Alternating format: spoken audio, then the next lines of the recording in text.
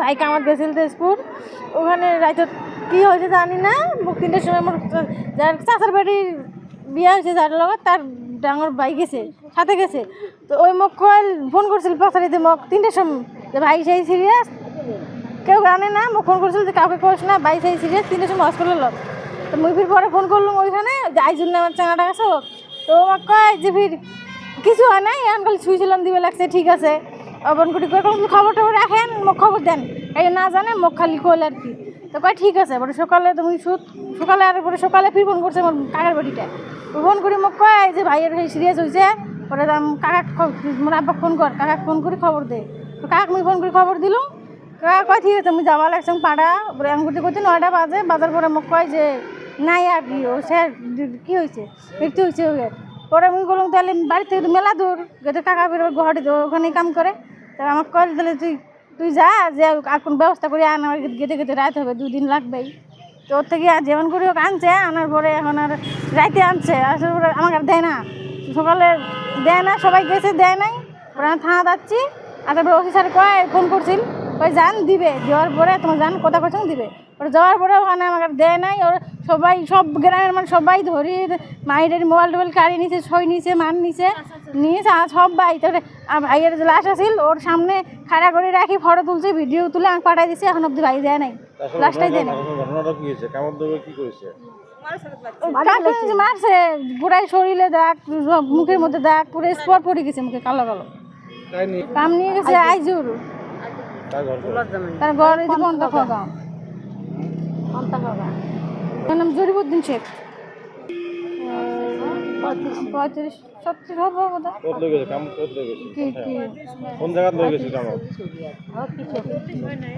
লক্ষিমপুর। হ্যাঁ কাকা ঘর আছে, চারদিকে বেড়াবো দিয়ে মারপিট করে সাইন নিছে, আবার কয় যাও পাঠাই দিন, এখনো তো দিয়ে নাই, না জানো। আপনার লাশ আপনার নিয়ে আপনার কি হলো? ভাই হয় এতে কার ঘর কথা তার দিকে বলে? কাকার ঘর এই রাস্তার সাথে ইসমাইল শেখ।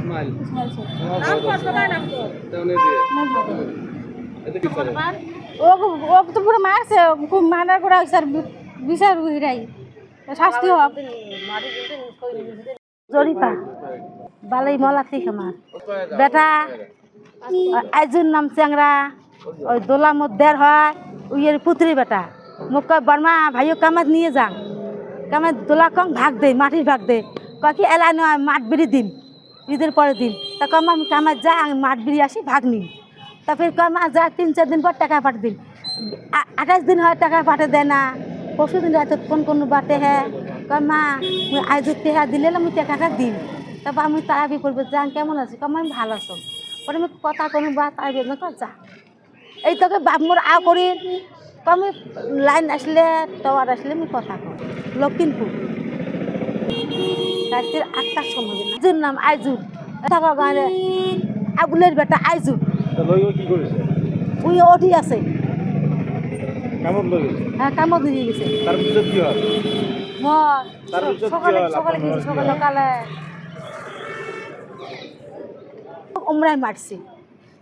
মুই দেখি আসনু মোর ইতিমের কোনো প্রশংসা নাই, সে ইতিম মোর এলে কালা হয়ে গেছে, জহমের দাগ, মোর মারা দাগ। মুই আইনত যে বিচার ওইটা আমি আল্লাহ রাখছা। ওটি এলে কামাত নিয়ে যে কাই মারছে আল্লাহ ছাড়া কাইও জানে। আইজুর নিয়ে গেছে, আইজুর কামাত চিনুক না কন্টেটা, আইজুরক ধরলে সব পামু।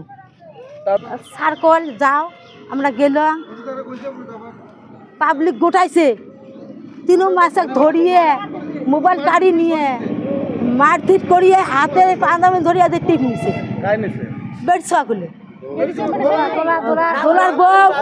দোলার বউ আইজুরের বউ, কিসের বউ কিসের বউ আগুনের বউ, জবরদস্তি তো টিপ নিন এঙ্কেল পালান ধরছে।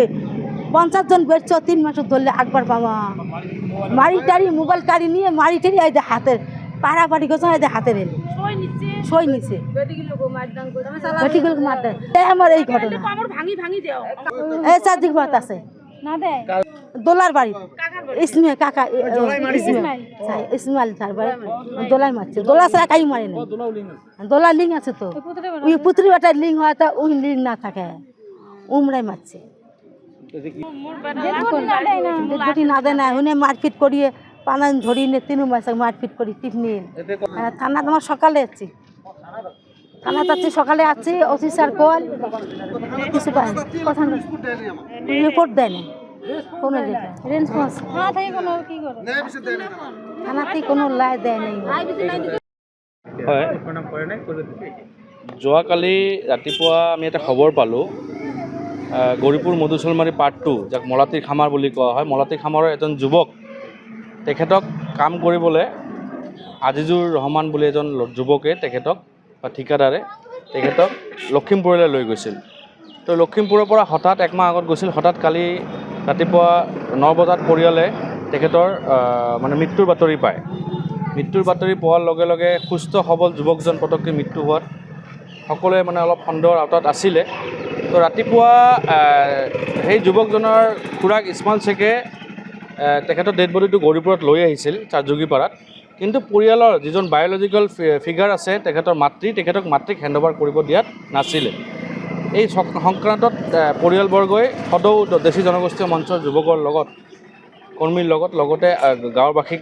একত্ৰিতকৰণ কৰি আমাৰ থানাত আহে গৌৰীপুৰ থানাত আমি অচিক জনাওঁ আৰু অচিয়ে ততাতৈয়াকৈ চাৰযোগীপাৰাত গৈ তেখেতৰ ডেড বডিখন আনিছে পৰিয়াল ল'ৰাটো যে বাহিৰত কামত গৈছিল কিবা বেমাৰ হৈছিল নেকি তাৰ তেখেতৰ কোনো বেমাৰ হৈছে মানে একচুৱেলি এজন শ্ৰমিক বা লেবাৰ কাম কৰিব সুস্থ অৱস্থাতে যায় তেখেতৰ যদি কিবা তেনেকুৱা বেমাৰ আছিলে পৰিয়ালবৰ্গক সদৰি কৰা নাছিলে যোনে কাম কৰিব ল'ব গৈ আছিলে হঠাৎ কালি আমি ৰাতিপুৱা মৃত্যুৰ বাতৰিটো পালোঁ এতিয়া অলপ কনফিউশ্যনৰ সৃষ্টি হৈছিলে আমাক জনোৱা মতে লখিমপুৰৰ অচিয়ে কৈছে যে পষ্টমৰ্টম হৈছিলে আকৌ গৌৰীপুৰৰ অচি অলপ বিভ্ৰান্ত অলপ হৈছিলে পিছত অচিৰ লগত আমি বহিলোঁ অচিয়ে সহযোগ কৰি আকৌ পষ্টমৰ্টমৰ কাৰণে দিয়া হৈছে এতিয়া বেমাৰ আছিল নে কেতিয়াবা ষড়যন্ত্ৰ কৰি তেখেতক মানে মাৰ্ডাৰ কৰা হৈছে এয়া পষ্টমৰ্টমৰ পিছত গম পোৱা যাব এই ক্ষেত্ৰত গৌৰীপুৰ আৰক্ষীয়ে সহযোগ কৰিছে কিন্তু পৰিয়ালবৰ্গই যেতিয়া লাছটো আনিব গৈছিলে ইছমাইল শেখৰ ঘৰত তেতিয়া কিন্তু তেখেতসকলক